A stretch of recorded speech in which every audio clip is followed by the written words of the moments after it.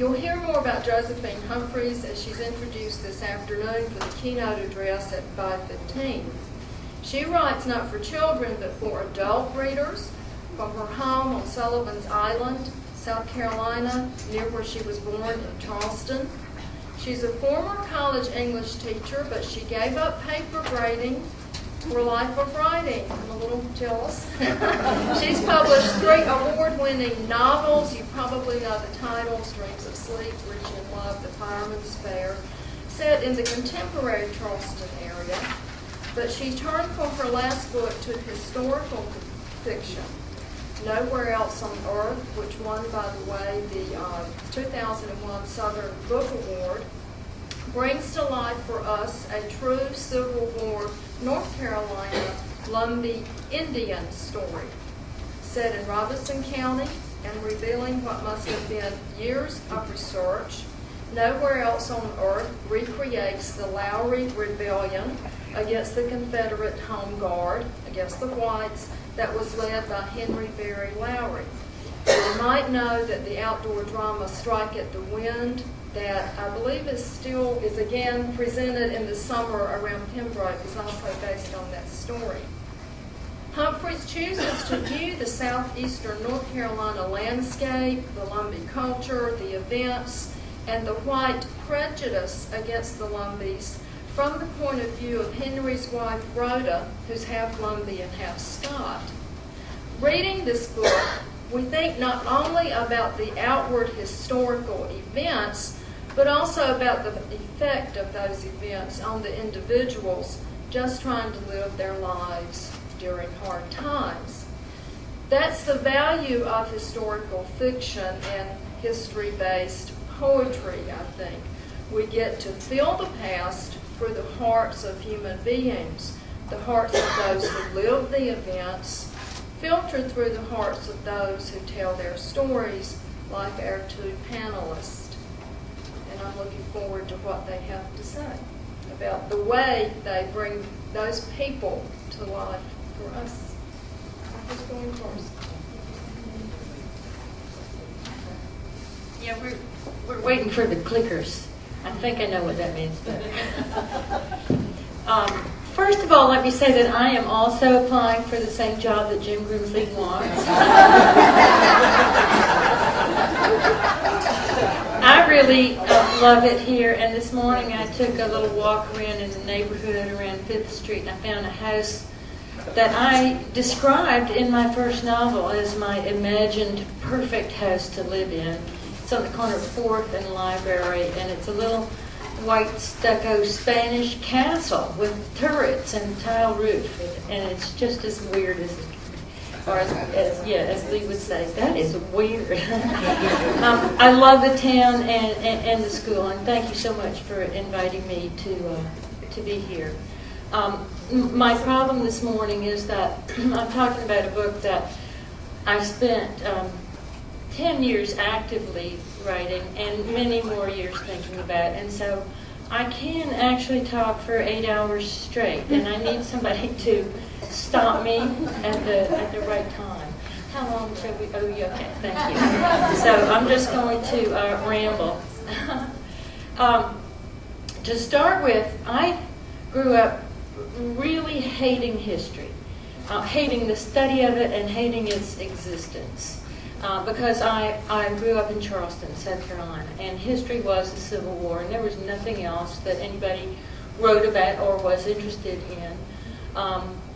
And somehow I had a feeling from the very beginning that the story that we were given wasn't the whole story. I wasn't sure of that. I thought maybe all history was the Civil War.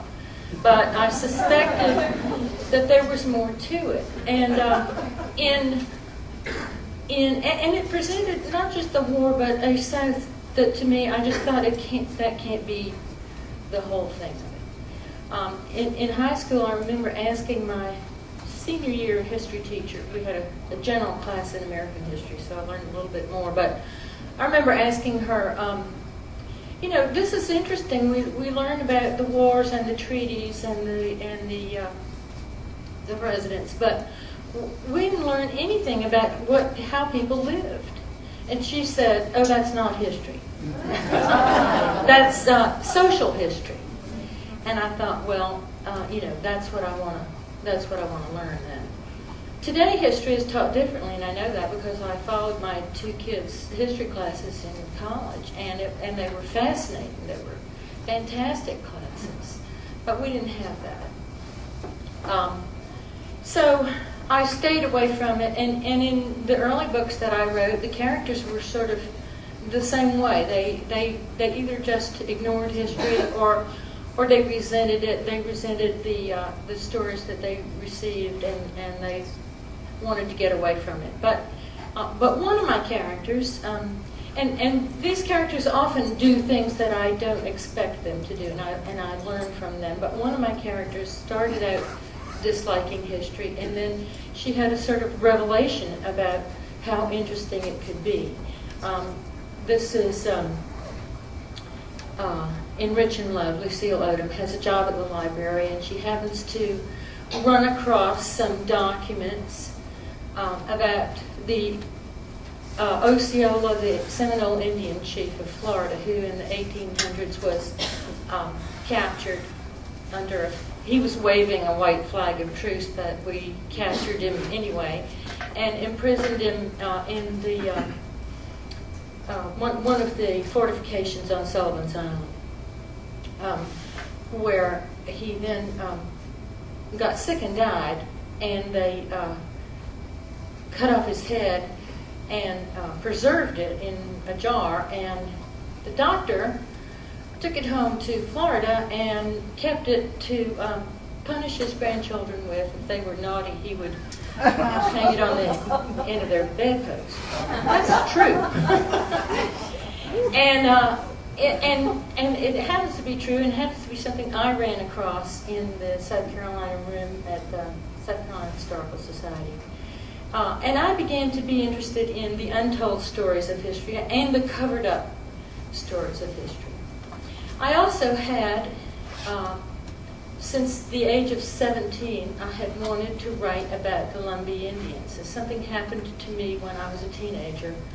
I was on a train, the one that went from Charleston to Boston, and it went through eastern North Carolina, where a young girl my own age got on the train and sat down next to me, and she was the prettiest girl I had ever seen in my whole life.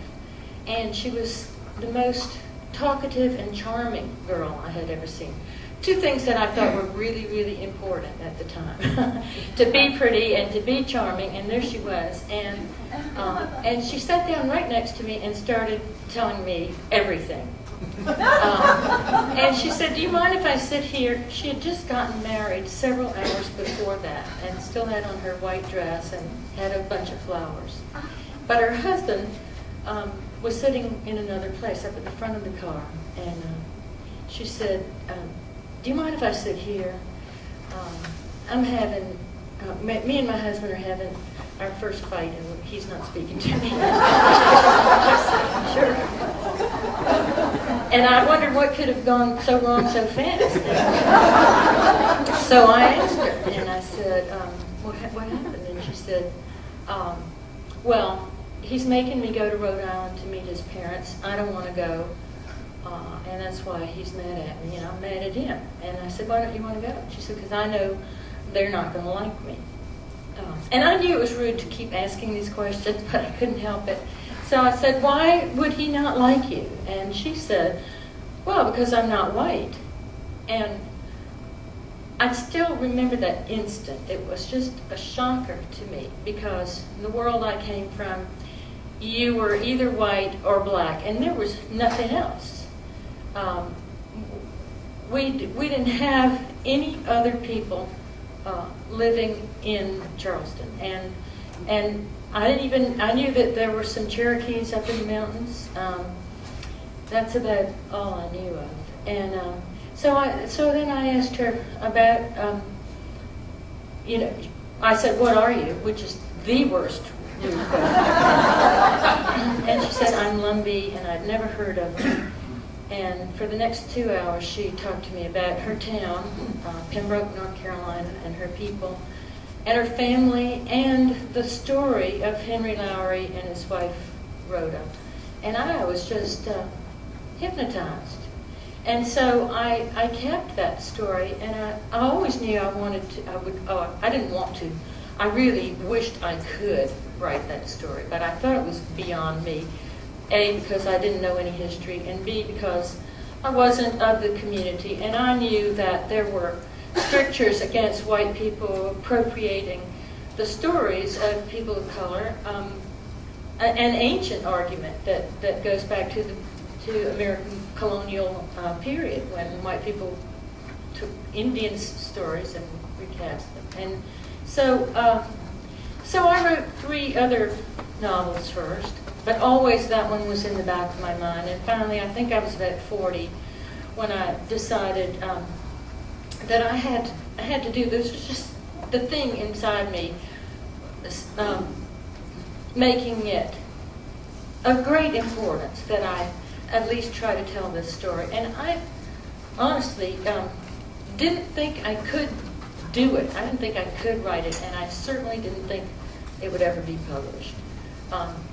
But those things were irrelevant. I began working on it just because I had to.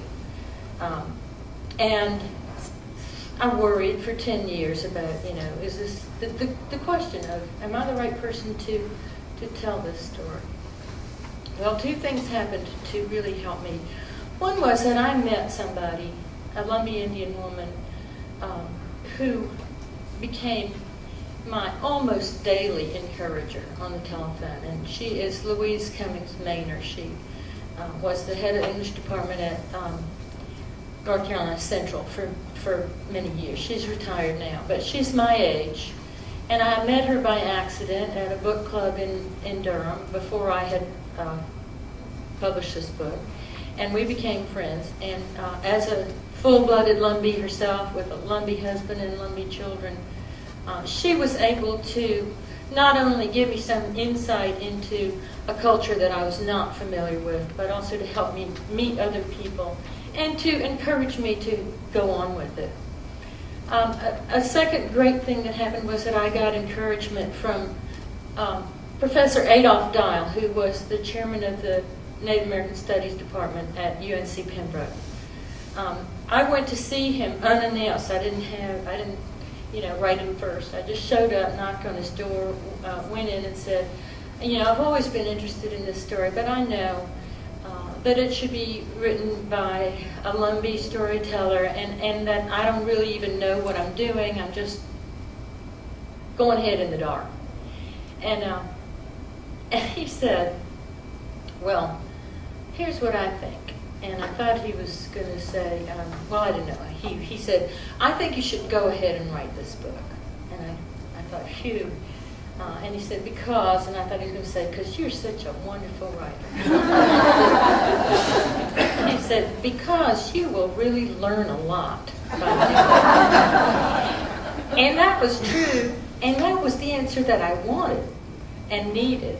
And that is the answer to everybody who wants to write anything, even if it's something that you don't have this kind of major anxiety about that I did.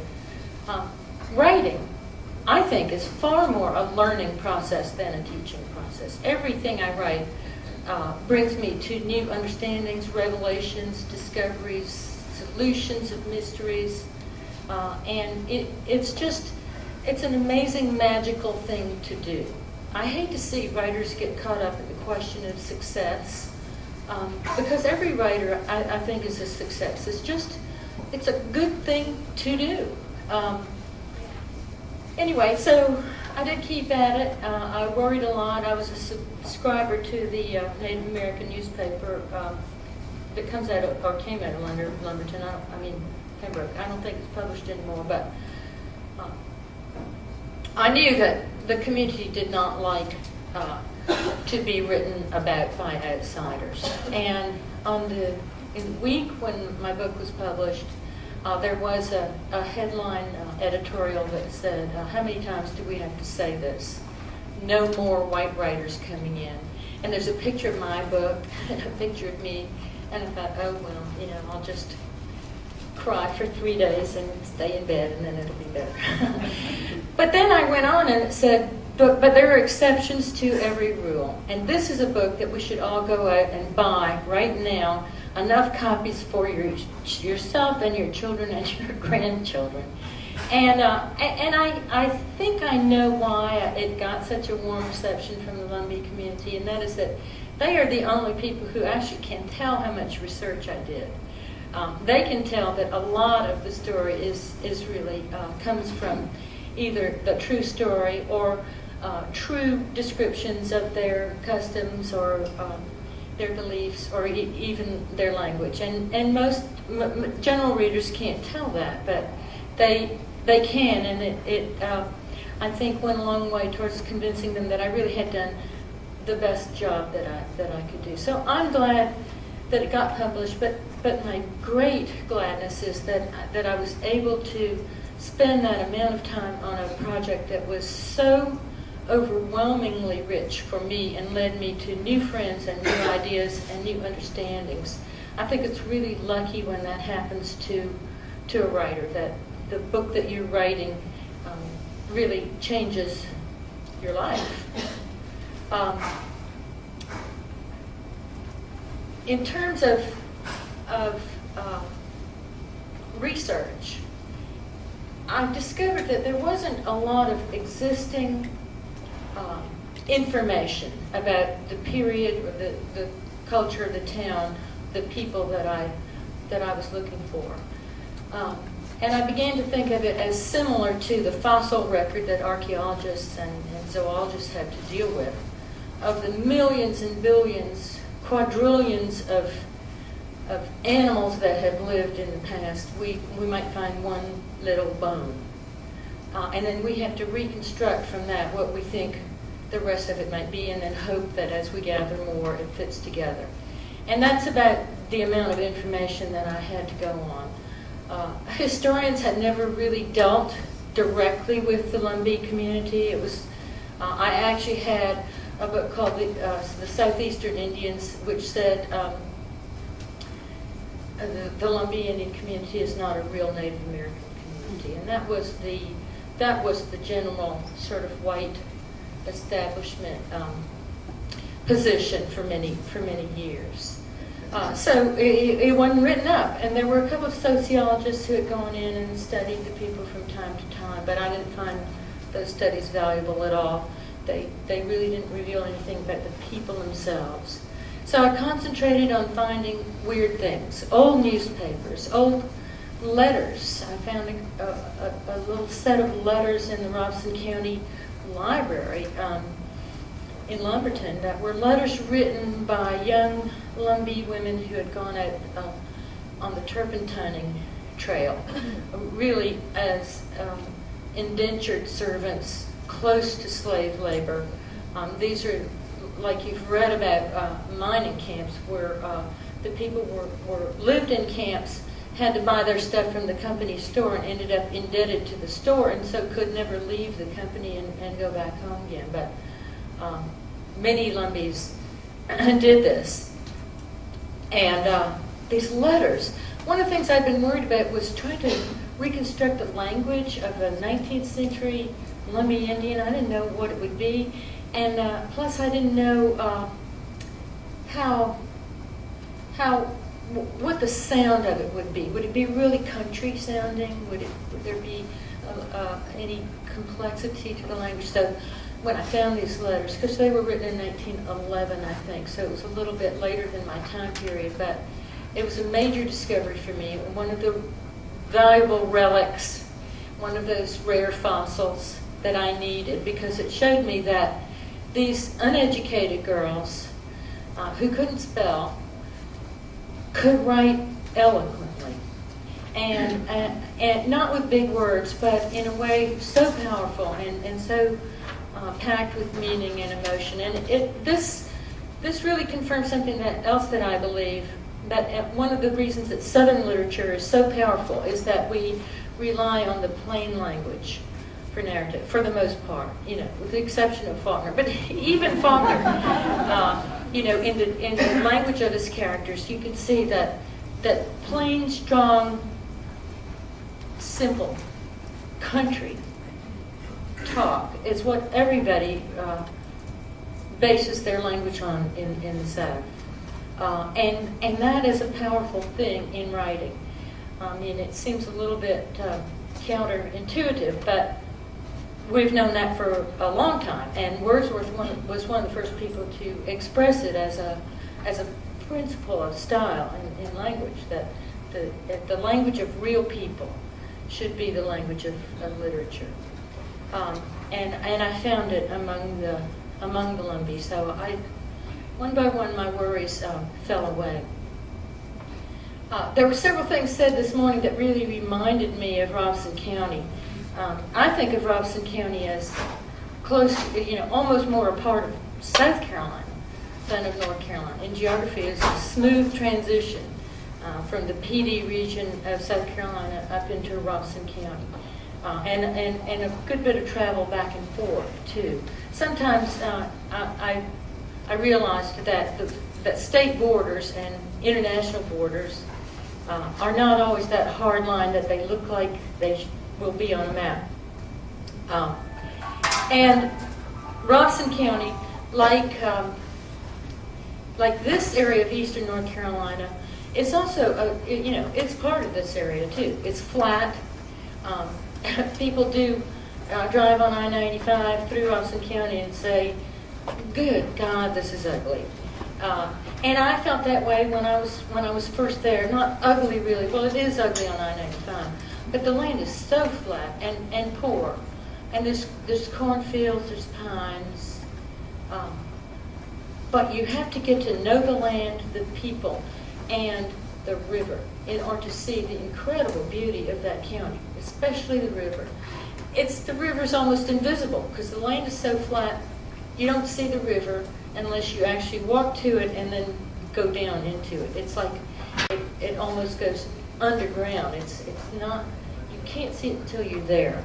And it's a unique and beautiful blackwater, fast, narrow river. I will never forget the people that I met. In fact, I still know them. I still see them. I admire the Lumbee people. There were 1,500 of them in 1850. There are some 80,000 now. 30,000 in Baltimore. They're little satellite communities.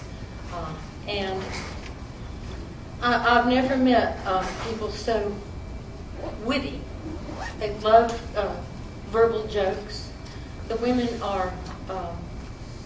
have more grace and strength than most women I know. They've had to have strength.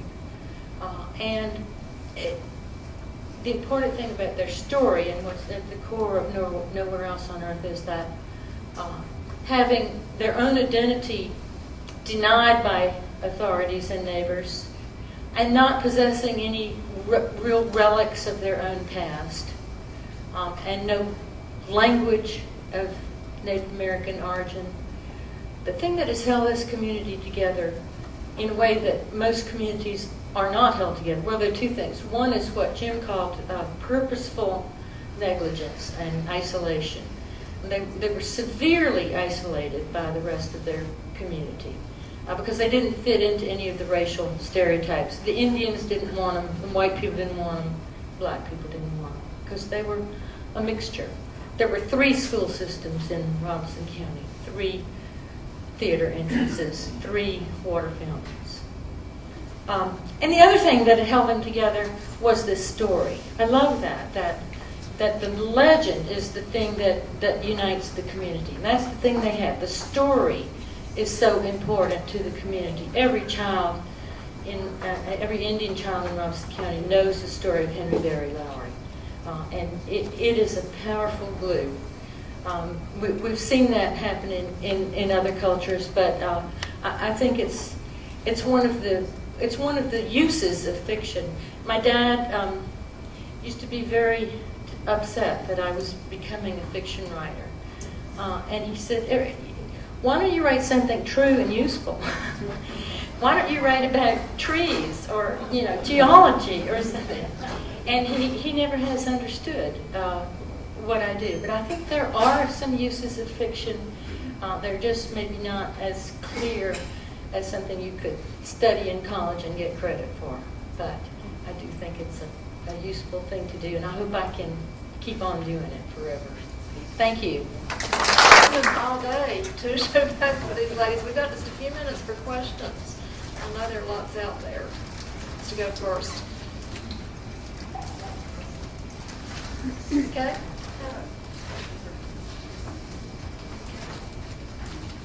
Okay, we have a question. I have a question. When you researched the Lumbees and you were in Robertson County, you were telling one side of the history from them, and I know some people from there who have rather slanted and obnoxious view the other side. Yeah, I ran into those. And I just know it's kind of hard not to find them. Even the younger generations of people that I know from there just carry forth that prejudice that astounds me. People in their 20s. And some of my friends that went, I guess they're in their 40s, went to Flora McDonald Academy, and I'm so amazed when I hear the 19th century attitudes come forth. They haven't moved forward. So many of them, and they should be. They went to Chapel Hill, or they're here. And when you were writing, did you seek out some of that? Did you try to stay away from it? How did you mean? Well, I mainly just listened to everyone who was willing to talk or had written anything. Many times I was surprised by different reasons. I remember one phone call, because, this is still a controversial topic in Robertson County. It's the Lumbee Indians. And who are they? What are they? And even though they have now gained political power in that county, there's still a lot of animals. And of course, that's not new to us in the South anyway. We see that in continuing today, racial animals. But I got a phone call shortly after the book came out. It was a message on my answering machine, and it said, I got a message on my answering machine that said, "This is John McCall. I want to talk to you about that book you wrote." And then he hung up, and I knew who that was. And so I called him back. I was just scared. I just didn't want to get attacked. And because the general response of many white people is, those people are not real Indians, and they were not heroes either. They were just common criminals. Henry Lowry had led an outlaw gang for 7 years. It killed a lot of people. Well, a lot of his people were also killed. So I called Mr. McCall back, and he said, I just want to let you know that we think this is a wonderful book, and we want you to come to our family reunion and tell us about it. And another time I was talking in Davidson, North Carolina, at the Presbyterian Old Folks Home, and this tiny little ancient lady stood up in the back, and she said, my husband's grandfather knew Henry Berry Lowry. And I thought, oh. She said, they were best friends. They hunted together. And he always said Henry was a man of honor. And I said, are you talking about Brown McCallum? And she said, oh yeah, that's his name. How did you know? But I know all these characters and their friends and all their people. But it's interesting that a lot of the white families that were closely involved with Henry Lowry are the people who preserved those documents and those newspapers and the story, and really kept the things that we use today when we want to go back to it. But you are right, there are still tremendous problems, racial problems in that county. But one more thing, I visited the Women's Book Club in Lumberton, White Book Club, shortly after the book came out. Also expecting some challenges, because these were the descendants of white people in the story. I never thought while I was writing a novel that I'd someday meet the descendants of the characters. But that was a wonderful book club. I love book clubs anyway, but this was a really particularly great one of open-minded people. And plus, they knew a lot of gossip, and they told me the gossip of the 1870s, 80s, and 90s, and I learned from them that most every prominent white Well, there were many prominent white businessmen and lawyers in Lumberton who had an additional family 12 miles away in the Indian Village. And that was something I hadn't really known. I want to ask about the ending of the novel. Did you choose the ending based on your research, or did you choose the ending for other reasons? Well, I was lucky. I think the ending that I chose and that I came to through research was the best ending for a book, too. When I undertook this project and was thinking about, because one of the big questions, there are two big questions about the Lumbees. Who are they? You know, like where do they come from? Who are their ancestors? And the legendary theory that everybody loves is that they're descended from Sir Walter Raleigh's Lost Colony, white people who then intermarried with Indians and with blacks. The second question is what happened at the end? What happened to Henry Barry Lowry? There was a reward offered by the government of $20,000, which is equivalent of millions today. This was in a time when the monthly wage for a farm worker was $6. So nobody ever collected that reward. And he simply disappeared. And the rumors were that he shot himself, or that his brother shot him, or that he escaped to Tennessee, or a number of possibilities. And I thought I would figure out which the most likely was, and I think I did. And it's the best ending for the book, I think, too. I don't know what I've done if the evidence had pointed in another direction. Did you have contact with the lady that you met on the train after you wrote the book? I have never found her, and it seems like I should, because I know how old she was. I know that she married a sailor from what's the big town in Rhode Island? Providence. Yeah, Providence. And yet only one time has anyone ever come to me with information. It was a social worker who said, I think I know who that was, but I can't tell you because it was confidential. But I still hope, someday I'll be able to thank her.